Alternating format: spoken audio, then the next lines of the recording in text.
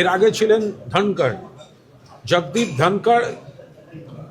তিনি চলে যাওয়ার পর তাকে উপরাষ্ট্রপতি করার পর শেষ পর্যন্ত উপরাষ্ট্রপতি পদে তার যে অত্যন্ত তিক্ত অভিজ্ঞতা এবং তাকে শেষ পর্যন্ত বিজেপি ব্যবহার করে ছুঁড়ে ফেলে দিয়েছে, সেগুলো তো আজকে দিনের মতো আলোর মতো স্পষ্ট হয়ে গেছে।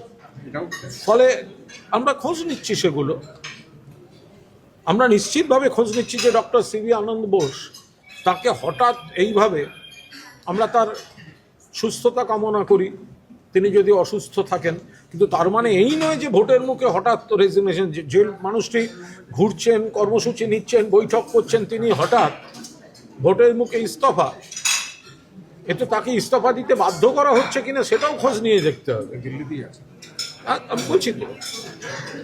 এতই অসুস্থ যিনি প্লেন ধরে দিল্লি যেতে পারলেন, এতই অসুস্থ যিনি তার ইস্তফাটার জন্য তার আগে তার কোনো রকম অন্য কোনো প্রতিক্রিয়া পাওয়া গেল না। ফলে এর মধ্যে এই পশ্চিমবঙ্গকে কেন্দ্র করে চক্রান্তমূলক যে কাজ জ্ঞানেশ কুমারের মতো নির্বাচন কমিশনারকে দিয়ে করানো হচ্ছে, রাজ্যপালকে দিয়েও সেরকম কোনো চাপ কেন্দ্রীয় স্বরাষ্ট্রমন্ত্রক দেওয়ার ছিল কিনা সেটাও খোঁজ নেওয়ার অবকাশ রয়েছে।